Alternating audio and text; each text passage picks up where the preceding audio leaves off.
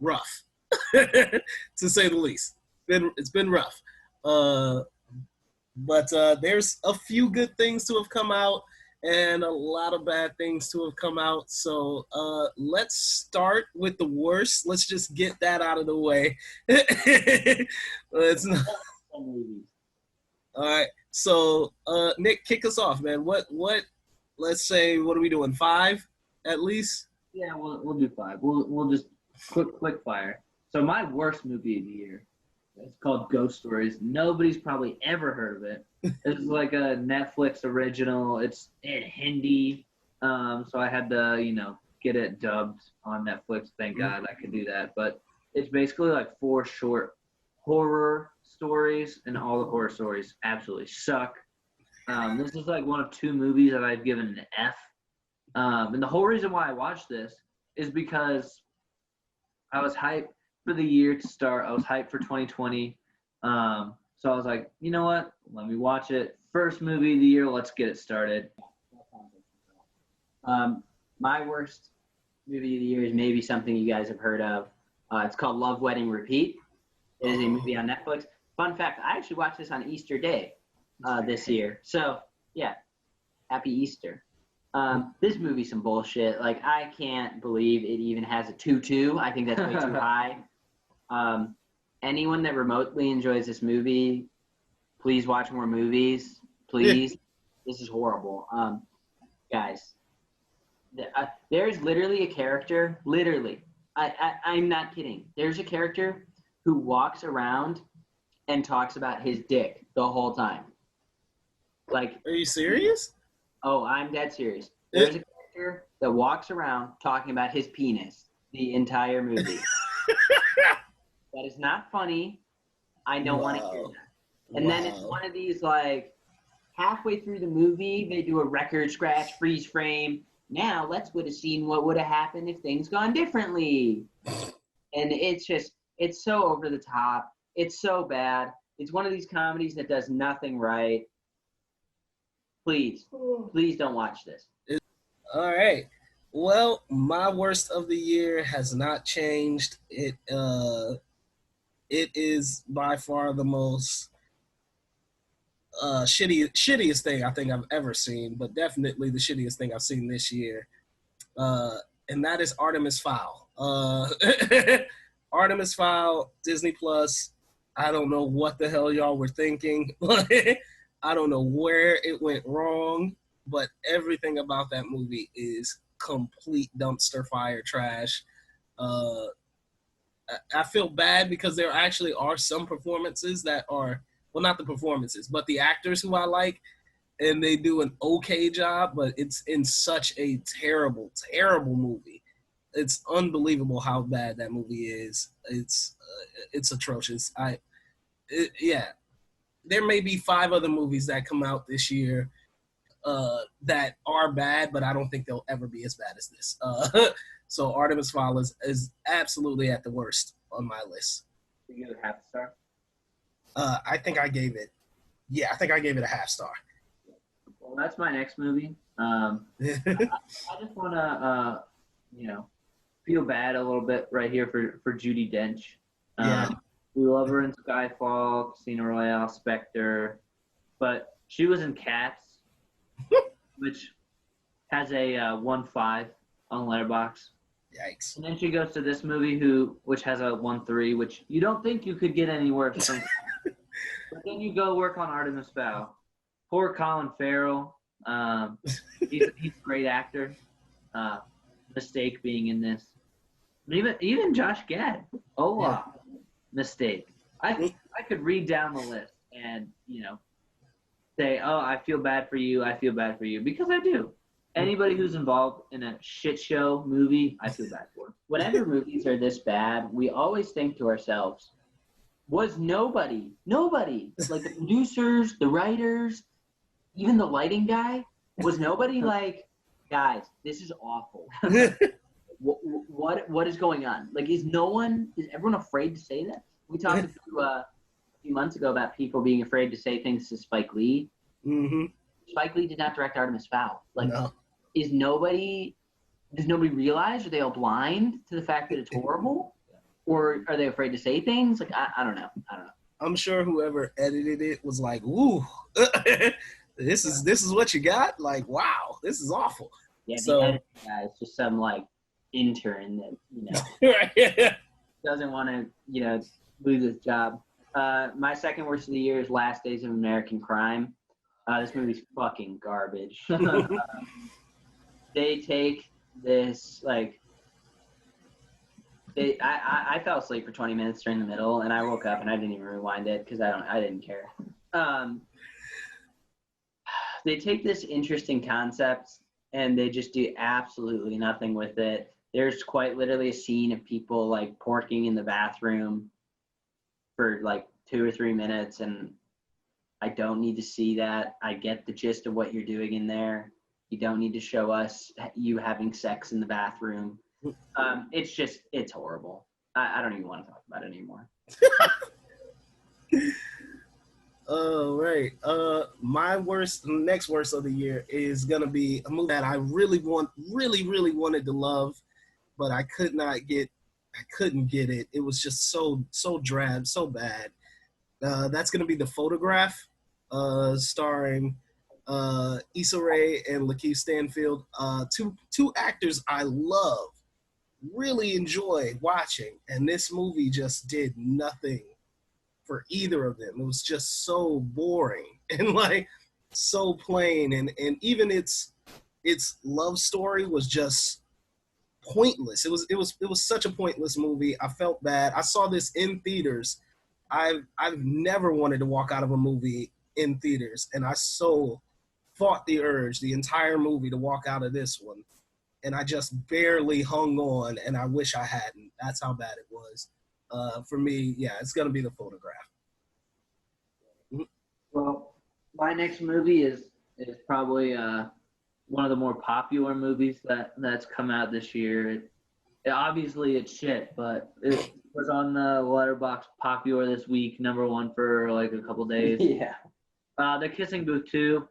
Who thought that making a 132-minute movie about this would be a good idea, and then making a third one? Seriously, this shit was so predictable. I, like Nathan said, I don't even want to talk about it because it'll just get me so heated. The story sucked. The story was some garbo. So I don't even want to get started. We could have a whole episode on how shit that movie is. Yeah, I'm sorry you had to sit through that. What about you, Nathan? Yeah, so working backwards, my third to worst movie of the year is one that you guys have already talked about, Artemis Fowl. It's fucking awful, but it's not as bad as the two movies I just said. Yeah, it's awful. I'll take your word for it. Like, I'm not watching it. Judi Dench and Colin Farrell need new agents because I don't know how they were sold on this. They must have gotten a giant payday to be in this movie. Josh Gad's narration was ridiculously out of place. Storyline was horrible. Yeah, this was awful. Yeah. My #3 is a movie I honestly can't understand. I think right now it sits at 3.6 on Letterboxd. I freaking hate this movie so much. It is Emma. Oh my freaking God. Talk about a pointless, baseless, ridiculously drab, uninteresting movie. What the hell? It was just so stupid. And I love Anya Taylor-Joy, but everything else in this movie was just throwaway garbage. Yeah, literally.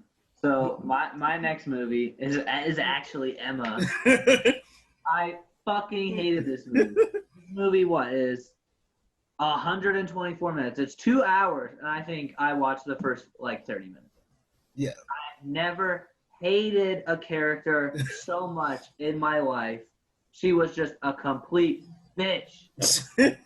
Like, thinks you know exactly what I'm talking about. People who know what I'll be talking about is this scene where they're like all together talking, and I forget exactly like word for word what she says, but she says something to one of the other girls, I was like, "Are you fucking just said that? Are you serious right now?" Oh my god.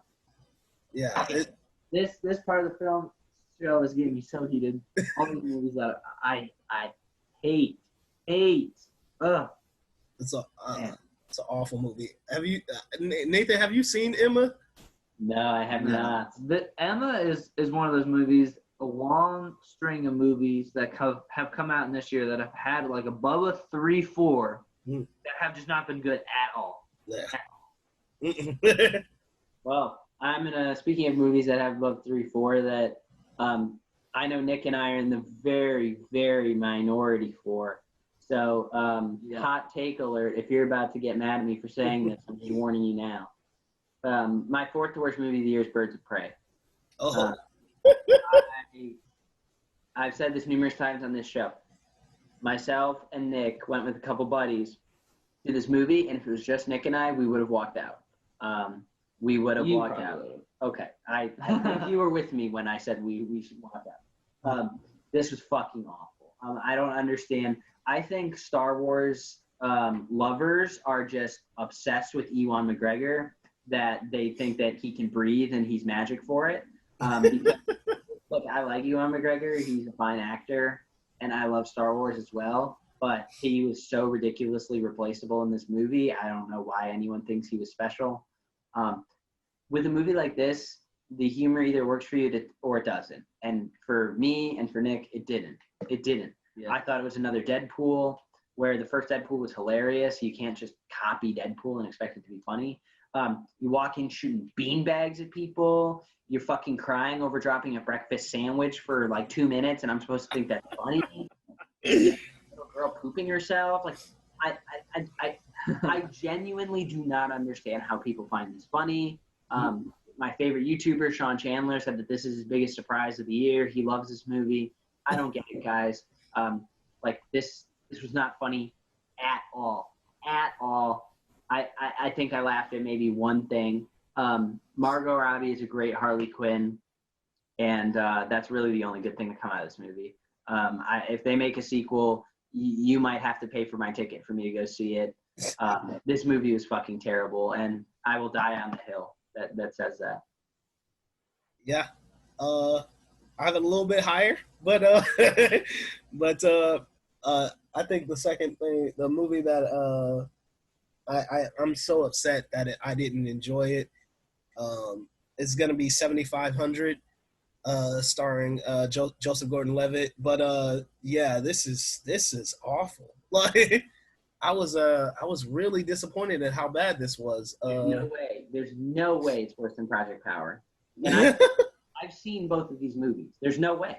I haven't seen Project Power yet. Maybe it'll overtake this one, but yeah, this, and I feel bad because Joseph Gordon-Levitt is such a great actor, and I don't know why he's in these, like, low, I won't say low budget, but definitely like just uninteresting movies where, yeah, they're poorly written, poorly acted, poorly directed.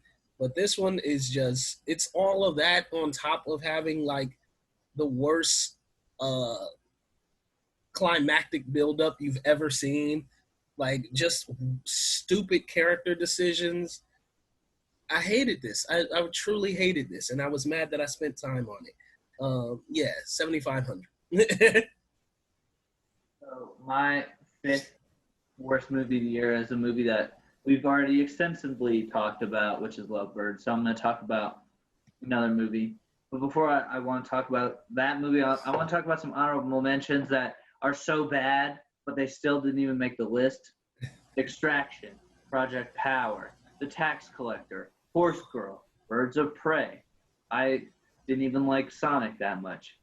But my sixth least favorite, I think it's tied for fifth, is Capone with Tom Hardy. Oh my God. Talk about a snooze fest. Movie that I was on my phone for the last hour.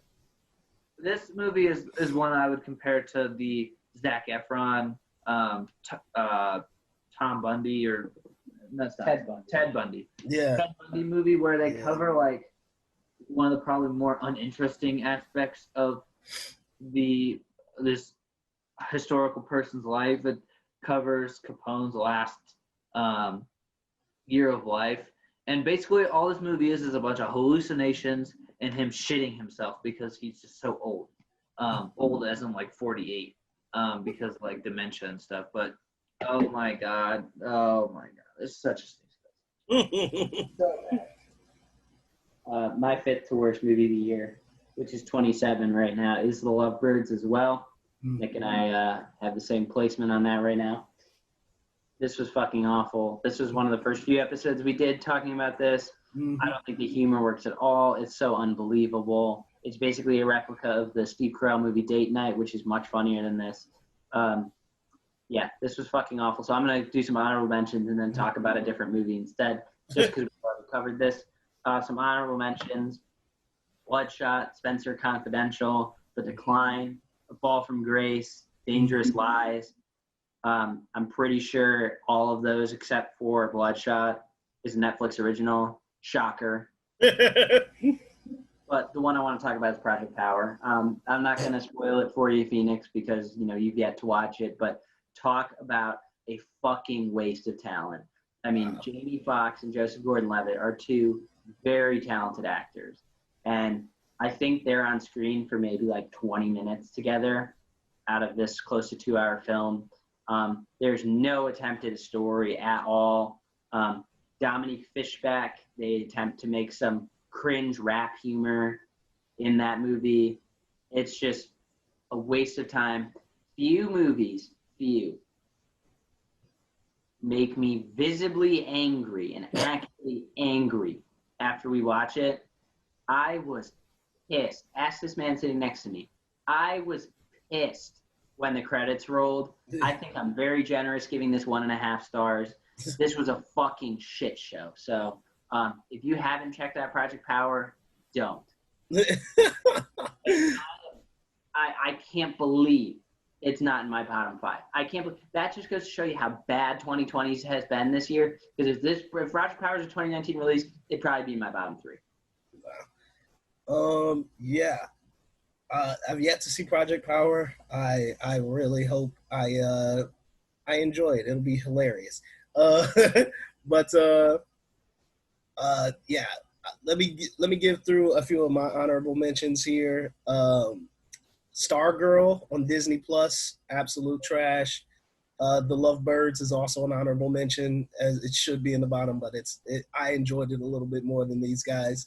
My Spy, which I saw with Dave Bautista, it tried. The High Note, which I really wanted to enjoy, with Tracy Ellis Ross and Dakota Johnson, it was just such a snooze fest. Yeah, so my worst movie that I've seen, and this is actually did it backwards. This would be 5th, and Artemis Fowl would be 1st. But I did it the other way around. But I saw this movie in theaters. I'm really disappointed that it has at least a 3 on Letterboxd. Some people really enjoyed this movie. I got absolutely nothing out of it, and that is The Hunt with Hilary Swank and Betty Gilpin. I love both of those actresses. There's a lot of people in this movie who I like, but this movie was shit. It was just horrible. It was like, I am a fan of gratuitous violence. Like I love gratuitous violence, and this one has it in spades, but it's just such a bullshit story. Like I say that with all the animosity I can muster. It's such a bullshit story. It's so cheaply done. It is horrible. I fucking hated it. And just to touch on that, for any of our listeners that may be confused, the first movies we said were our worst. Yeah. So I realized that we did that. We did that a little backwards. We'll fix it for the best. But Phoenix, your worst was Artemis Fowl. Nick's worst was Ghost Stories. My worst was Love, Wedding, Repeat. The one we just most recently talked about is our fifth worst. Our fifth worst, So which we is did still backwards. awful. But Yeah. We'll do it better here. So starting with my number 5. well, you want to do some honorable mentions too? Oh yeah, sure. Some honorable mentions and just again how bad this year has been because I really didn't enjoy this movie or the whole movie. The Five Bloods. That's my number 8 movie of the year, and that's nothing special in my mind. Sorry if you. American Pickle, which I really didn't think that I was gonna like as much as I did, but I really enjoyed it. And then Uncorked, which is like a movie that has 3,500 people have seen it, very under the radar, but I think a really good Netflix movie. So my number 5 movie of the year, and I think this movie gets way too much hate. It's Irresistible, with Steve Carell, Rose Byrne. I don't know. Nathan and I talk about how humor just doesn't, resonate with us sometimes, and that can make or break a comedy. American Pickle, humor was great. I really enjoyed it. This one, the satire, political satire and humor, it was fantastic. The relationship between Steve Carell and Rose Byrne's character was great. She was a standout in this movie, and the twist at the end of this movie, it was probably a 3-star for me, but the twist at the end made it 3.5. So it's a B+. So I really enjoyed it, but I know a lot of people. I'm in the minority on that one. All right, so I got 3 honorable mentions. Uncorked, like Nick just talked about. Not a lot of people have seen that. Definitely have some problems with that film, but it's a shit year, so whatever.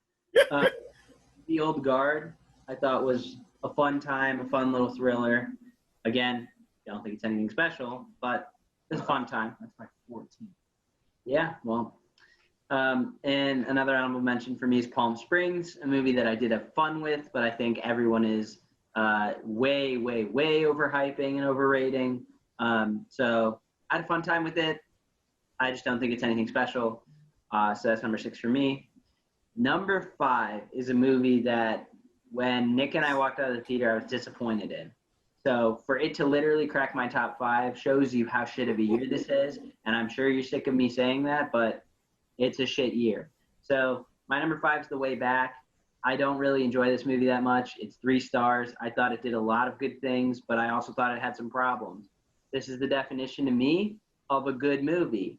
Not a great movie, not a good movie that had potential. No, this is a good movie and that's it. So the fact that that's in my top 5 is sad, but The Way Back is number 5 for me.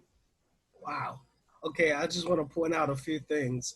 Way Back on my list is 26th. Uncorked is 24th. And Palm Springs is 14th. So neither of those are in my honorable mentions. Right now, my honorable mentions consist of Bad Boys for Life. Will Smith, Martin Lawrence, thought it was great. The Vast of Night. It's a Prime original, great directing, very interesting story, loved it. And The King of Staten Island, Pete Davidson's, Judd Apatow's movie. Those are going to be my honorable mentions on the year so far. So kicking it off with my number 5 movie of the year, shouldn't be a shock to you guys, but it might be. It's going to be Bad Education, starring Hugh Jackman and Allison Janney. I thought this was a fantastic movie. Really enjoyed it. Loved the story. Thought it was well written. I love Hugh Jackman. Like I said, Hugh Jackman can do no wrong in my mind. So, yeah, Bad Education is going to be my number 5 movie of the year. Yeah, just for anybody watching out there, I think Phoenix and Nathan and I all do our 2020s a little bit different. Phoenix, I think you're going off like when it was released. Like when you were physically available to watch it. Yeah. When it was made available to audiences. Yeah. It was originally debuted at like the Toronto International Film Festival in 2019, but it just major audiences. So like whenever it's released to major audiences, that's the year I take it from. So it came to HBO in 2020. So yeah, and see, I see a lot of people do that. The way that Nathan and I, just for everybody out there who's listening, I specifically go on Letterboxd. So if it says 2020 on Letterboxd, it's 2020. If it says 2019, it's 2019. Even though there's been some 2019 releases that have just hit audiences like Bad Education, Yes God Yes, The Vast of Night, 7500, those kind of movies. So those will appear on Nick and I's 2019. Right, but just talking on Bad Education, because if it was a 2020, it'd be my best of the year. It's my number 13 of 2019. I thought that movie was fantastic. But moving on into my number 4 is Palm Springs. This has a 3.8 on Letterboxd. This was a movie that I think we did for the show, right? Phoenix, yeah. I wanted to love this movie. I really did. One of my YouTubers that I follow, Austin Burke, he gave it 4.5. It has a 3.8 on Letterboxd, with the majority of people giving it 4 stars. And this was a movie I thought I would love. But it was just missing that little extra something to like push it further to making it a 4 stars. Like Nathan said about The Way Back, this is a good film, not a great film, but also not a terrible one either. So, yikes! That movie has a 3.8. Are you serious? Yeah.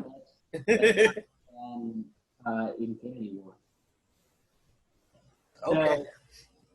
So, my number 4 is, once again, I guess 2020 is the year for me where something everyone loves, I don't. Number 4 for me is something that I'm sure is in everyone's top 3, is The Invisible Man. I thought this was good, not great. Once again, like I had a good time with it. It definitely stayed away from a lot of the typical horror tropes of let's just throw in as many jump scares as we want. It actually had real characters. It had a fine storyline. Of course, there were some things I want to see differently.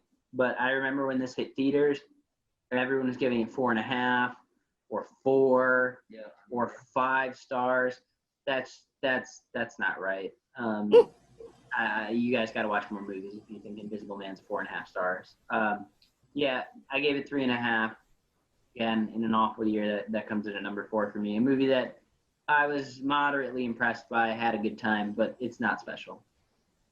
Well, this will be interesting. The only reason this is 4th on my list is because the other 3 movies that I saw are just so, like, I wouldn't say that they're miles better, but they're a lot better. And my number 4 is going to be The Invisible Man. I really enjoyed The Invisible Man. I loved Elizabeth Moss in this movie. I forgot to mention another honorable mention would be Shirley, the other movie that Elizabeth Moss did, which, like, in a bad year, is still pretty decent. But yeah, I really enjoyed this film. This was number 1 on my list for a long time because that's how bad 2020 was. But I love this film. I think it has a really good twist, a really interesting story. I love what they did with the concept. It got me super excited for what else they do. So I think for everything it is right now, with everything being as shitty as it is, it's tops of the list, Invisible Man at number 4. All right. That leads into my top 3. This is also a movie that Nathan mentioned, The Way Back. This was the last movie that we saw in theaters. Nathan and I actually counted down to the day. It was 171 days since we had seen anything in the theater. This was the last, back all the way March 5th. Which we were also had the theaters to ourselves. That night. On opening night, right? It was opening night? Yeah, which is, yeah. So, I'm a huge sports fan, loves watching sports. Would not think that sports would have been canceled after this movie was released, which is kind of crazy. But like Nathan said, it's a good movie. Will I watch it ever again? Maybe like once. but it's not a movie that I'm like, wow, I have to watch this again. Maybe when I like watch all of Gavin O'Connor's filmography, I'll watch it again. But that's my number 3.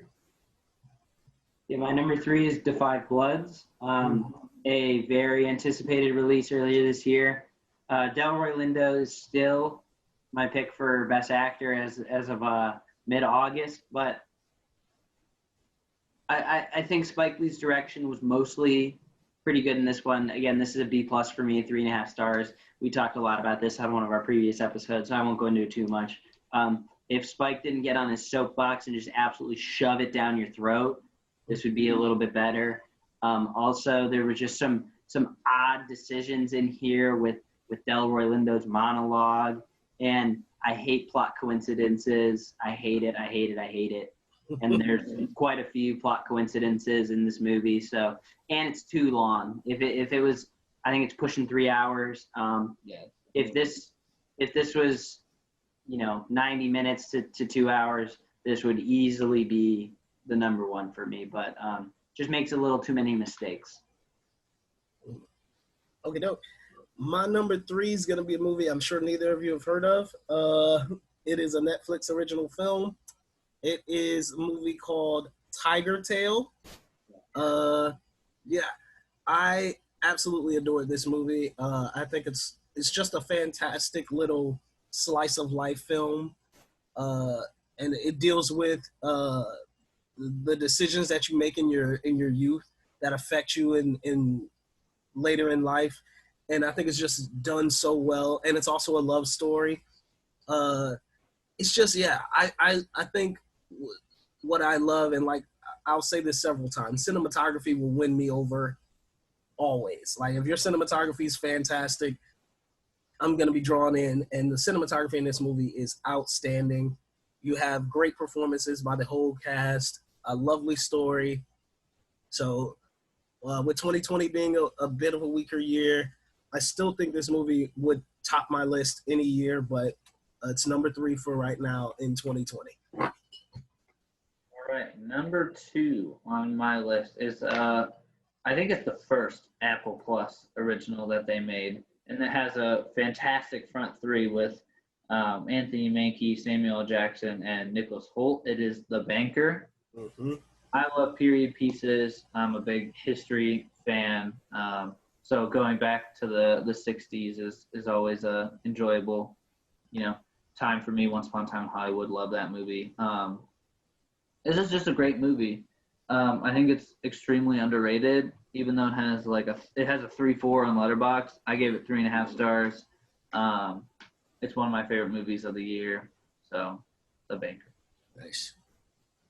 Number 2 for me is one I've been preaching since we started this show, Hogar, The Occupant. You dub it in English on Netflix. A Netflix original that, we shit on Netflix originals all day, but you just recommended a Netflix original that's not in English. Here I am doing the same thing. Maybe just U.S. Netflix originals are awful. Hogar, The Occupant was fantastic. I sat down to watch this late at night, and by the time it was over and I went to bed, I couldn't stop thinking about it. It just does so many great things. If you don't know anything about this movie, don't look it up. Go into this blind. The first half hour is slow. If you can get through that, it's totally worth it. If you love Parasite, it's not going to live up to Parasite, but it's got spices of Parasite. They're similar. I defend this movie all the time. Hogar, The Occupant. It's on Netflix.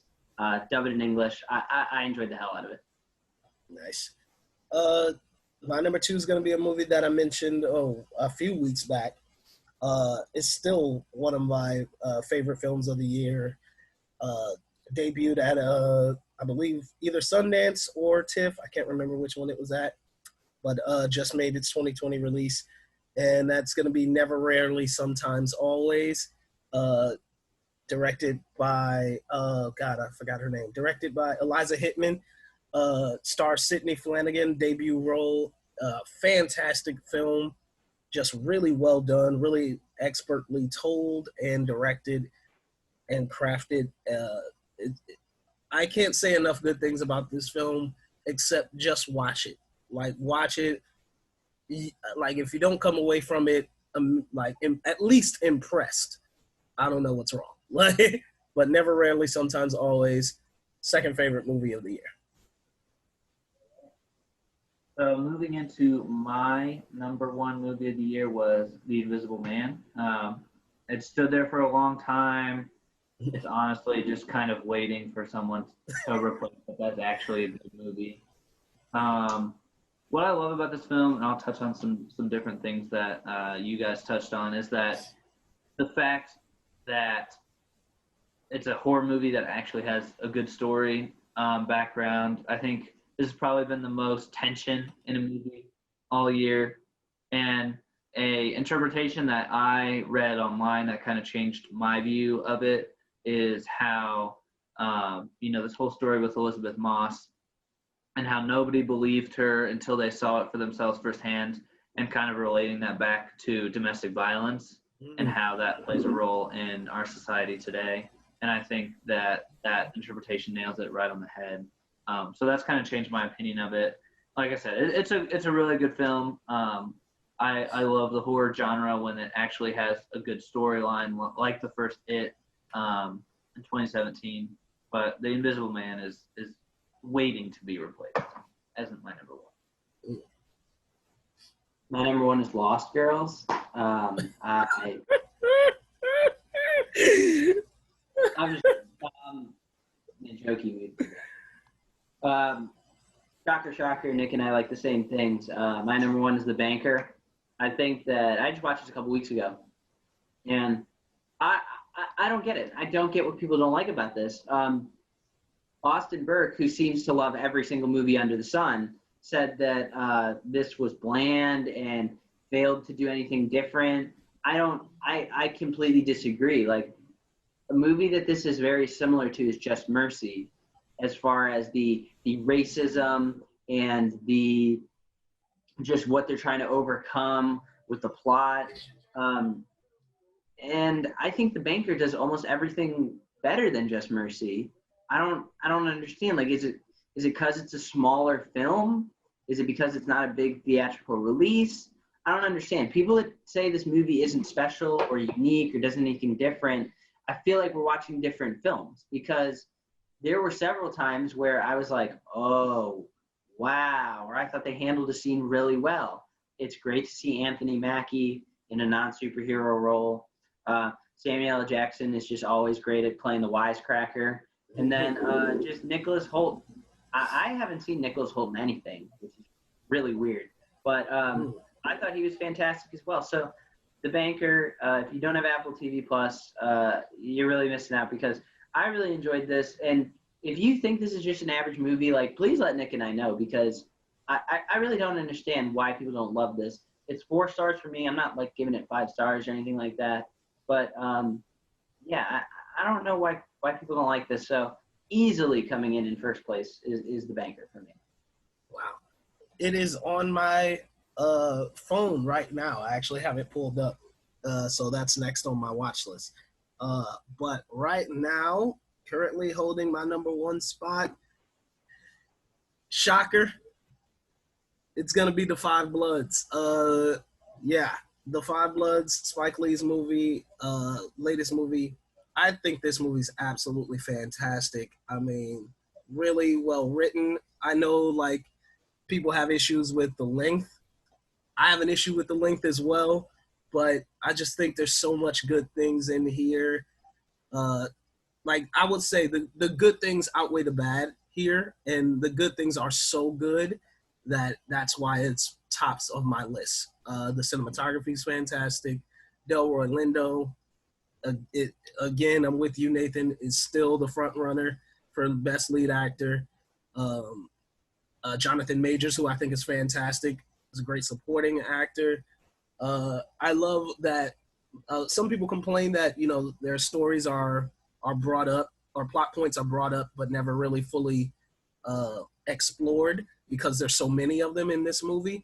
But I actually think I like that a lot, because he's telling a story that's so heavily involved and so involves so many different things that just approaching them and not really fleshing them out, I think, is how we've always approached those topics. So that's what I dig about it. I think it's just a really smart movie. I love everything about this. So for me, number one is going to be Spike Lee's The Five Bloods. That's our best and worst of 2020. Hopefully that satisfied you guys. It is definitely a shit year. We're waiting for some good things to come out. Hopefully Tenet, Black Widow, New Mutants. Yeah. But yeah, so that's our list. All right. Let us know what you guys think.